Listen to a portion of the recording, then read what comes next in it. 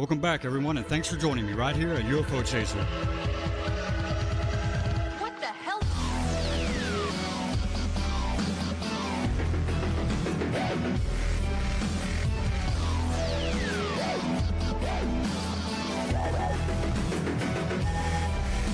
Here we'll take a look at interdimensional portals and stargates. So I wanted to start off with this video that I took back in October of 2018, and I'm pretty sure that I've showed pieces of this maybe in a previous video, but I didn't really go into detail on it. So it just so happens that when I took this, that 5 of the planets happen to be in alignment. So pretty odd there, and I don't know, it just looks like a portal to me. It looks like things were going in and out of it, and I'll slow down and kind of show it to you here, and then we'll get to it. So thanks as always, and much love.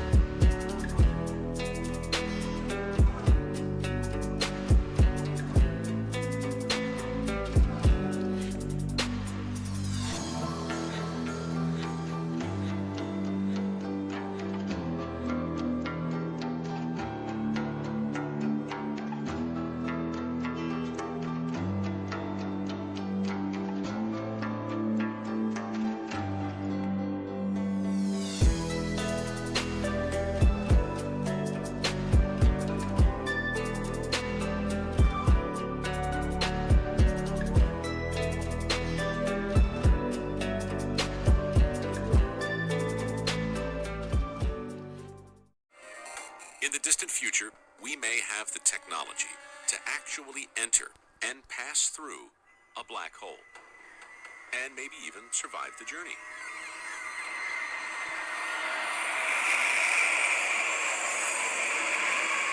Then we might finally answer the question, what lies at the heart of a black hole?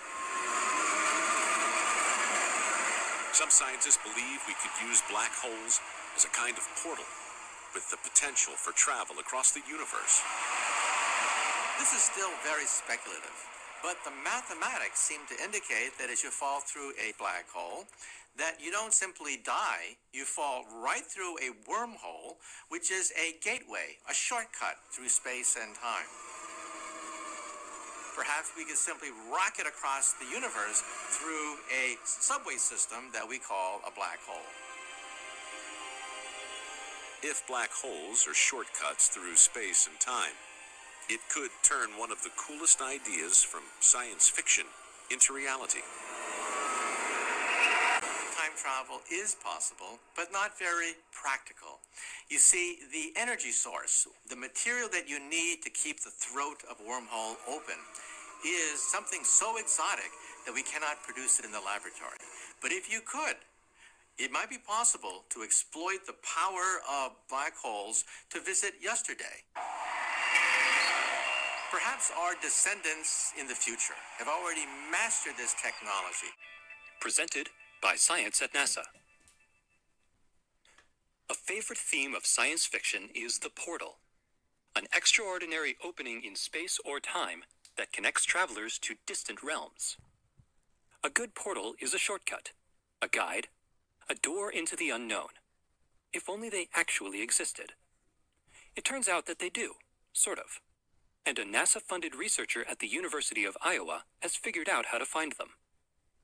We call them X-points, or electron diffusion regions, explains plasma physicist Jack Scudder of the University of Iowa.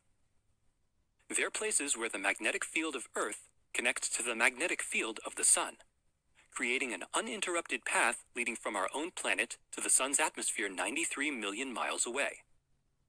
Observations by NASA's Themis spacecraft and Europe's cluster probes suggest that these magnetic portals open and close dozens of times each day.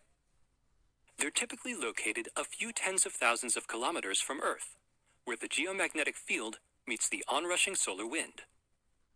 Most portals are small and short-lived. Others are yawning, vast, and sustained. Energetic particles can flow through the openings, heating Earth's upper atmosphere, sparking geomagnetic storms, and igniting bright polar auroras. Portals form via the process of magnetic reconnection. Mingling lines of magnetic force from the Sun and Earth crisscross and join to create the openings. X-points are where the crisscross takes place. The sudden joining of magnetic fields can propel jets of charged particles from the X-point, creating an electron diffusion region. It's a shortcut worthy of the best portals of fiction. Only this time, the portals are real. And with the new signposts, we know how to find them. How arrogant are we to even believe that we are the only intelligent civilization ever to have existed on Earth?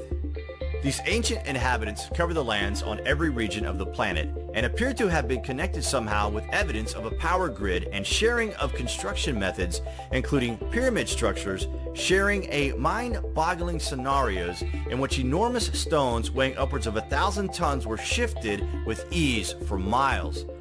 Some awesome source of power has been at work on Earth long before modern humans. Many ancient cultures speak of portals to other worlds and gateways to star systems where their creators reside.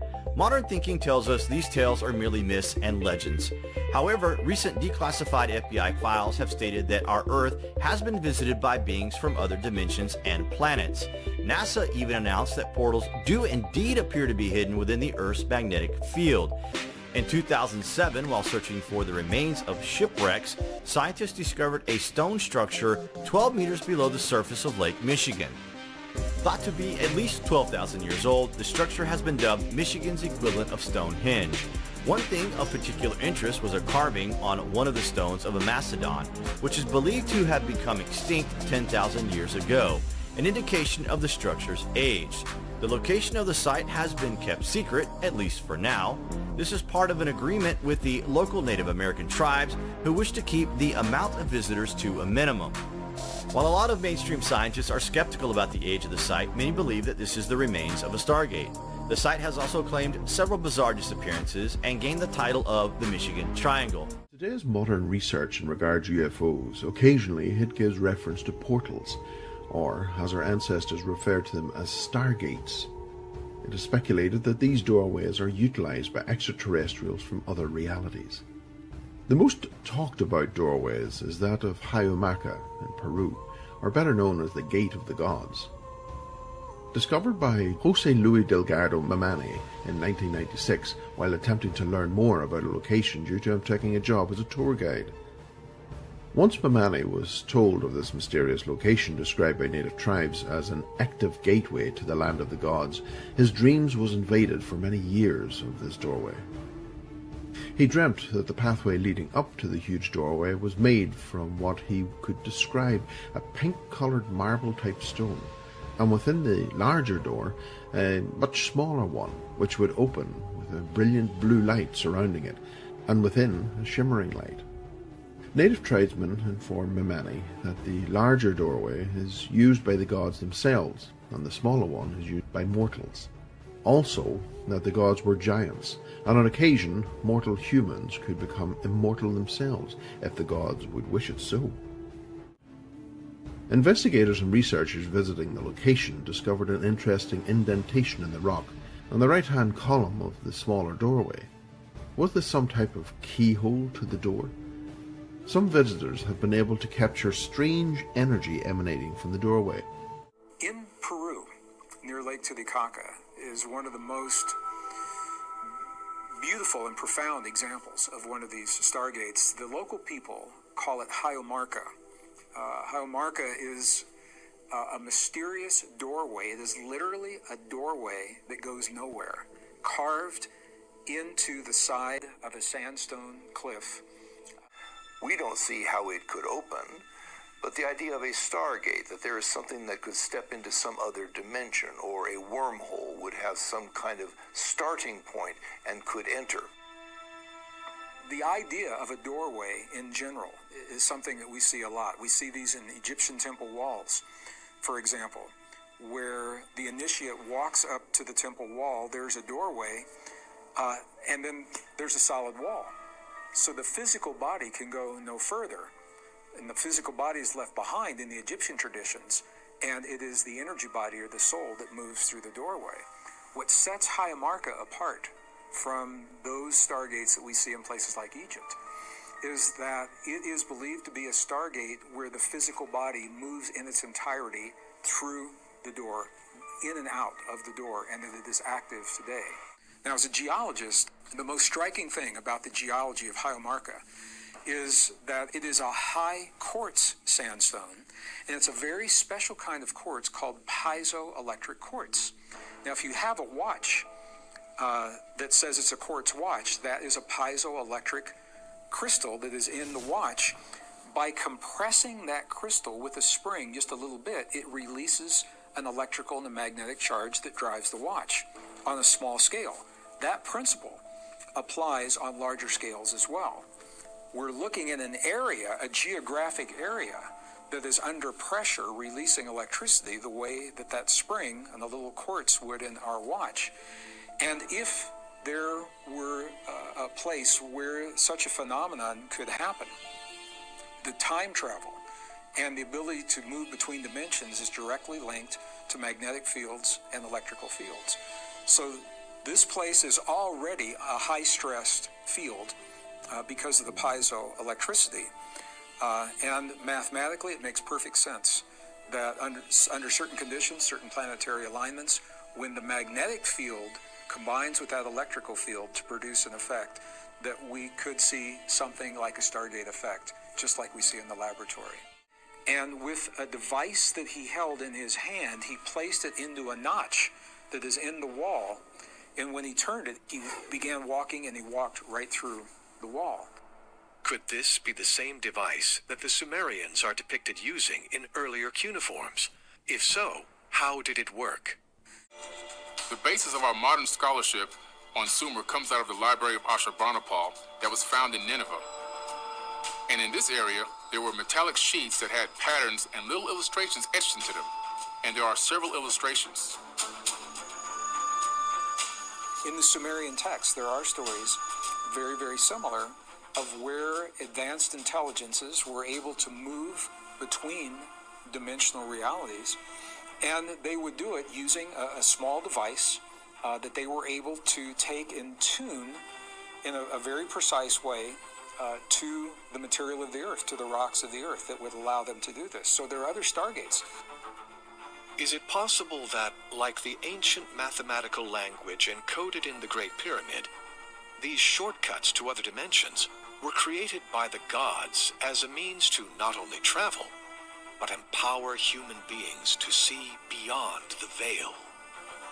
They're beginning to discover that there are many other dimensions, and that these dimensions are only separated from ours by an electromagnetic membrane.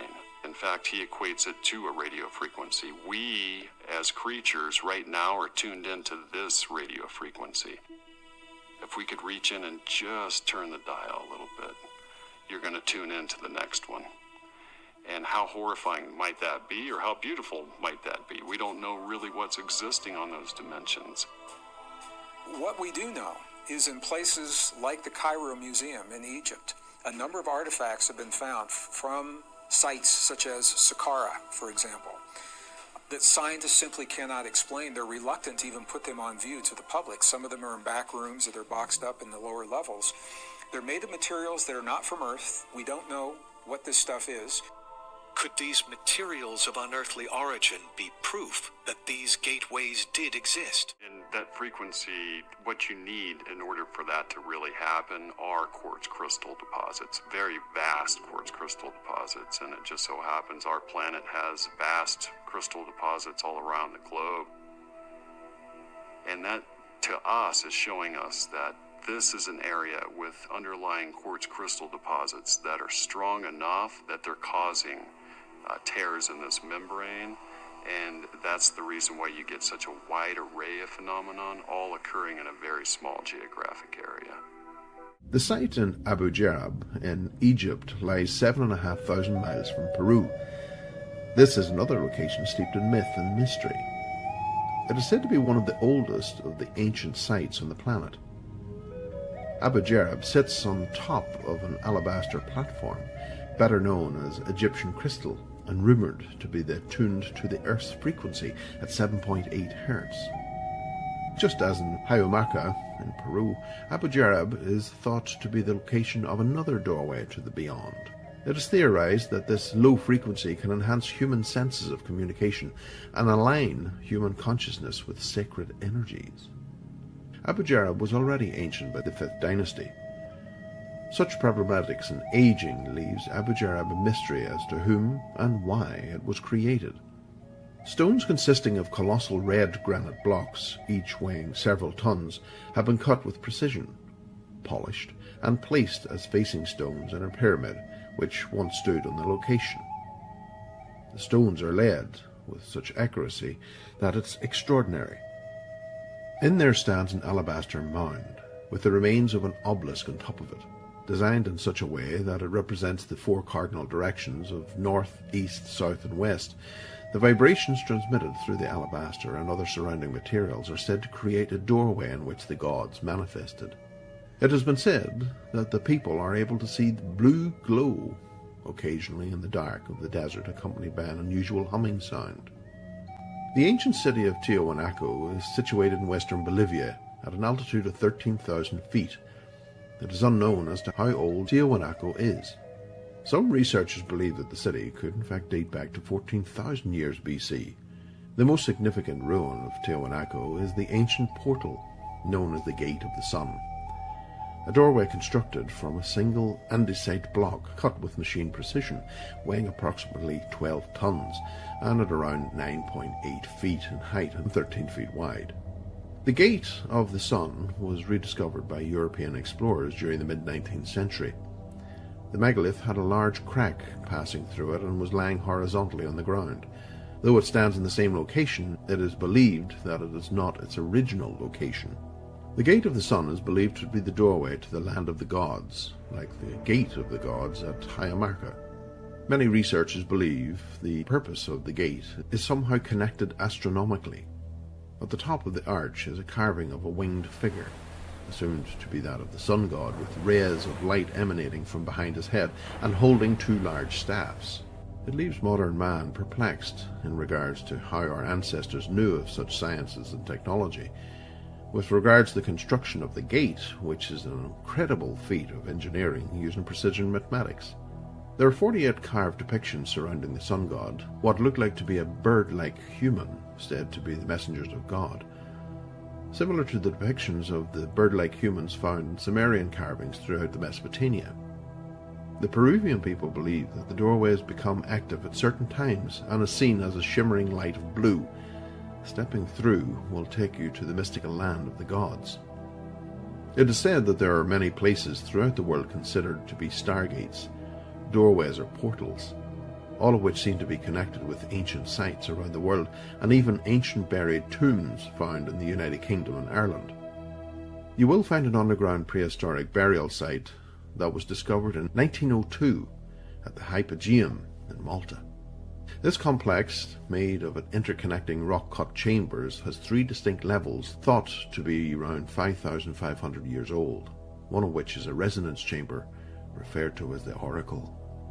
It appears that the alcoves serve as a location where shaman or priests would sit whilst performing a certain chant that creates a frequency of 111 Hz. The chamber has been specifically built to resonate at that frequency, thus focusing the sound at the central point of the room. Scientists have confirmed that if sitting in the central location of the resonance chamber, the subject will become affected by the 111 Hz. MRI scans have shown that when immersed in the sound of 111 Hz, the brain switches off the prefrontal cortex and deactivates the language center that is responsible for holistic processing, creativity, and intuition.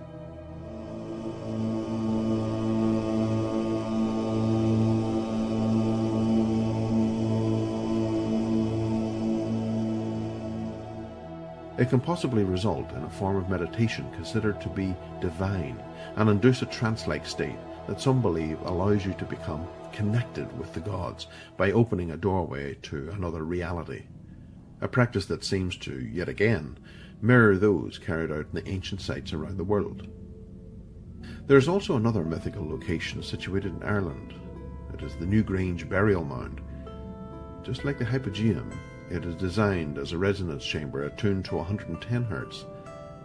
Again, priests would perform a chant that creates 110 Hz, allowing those who sat in the center of the chamber to experience an abrupt shift in their prefrontal cortex, resulting in a temporary switching from the left to the right side dominance in regards to the processing of emotion.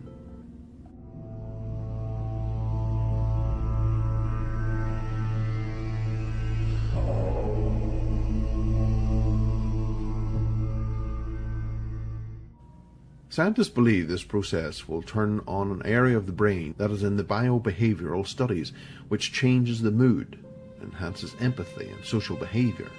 Legends associated with the mound talk of passing through a doorway to the underworld.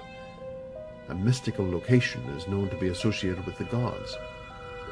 Such ancient sites are often associated with reports of strange lights, UFOs, and even losses of time.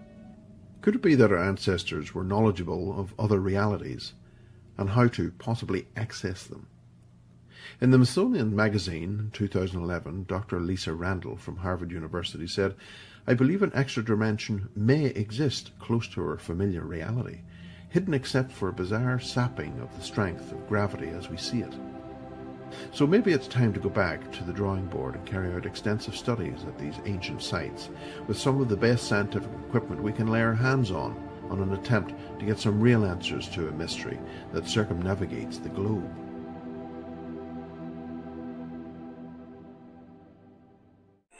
There's a Stargate believed to be a similar doorway. It's in Turkey. There are others in Egypt. There are others in Iraq. And there are naturally occurring Stargates in the American desert Southwest that the native people talk about.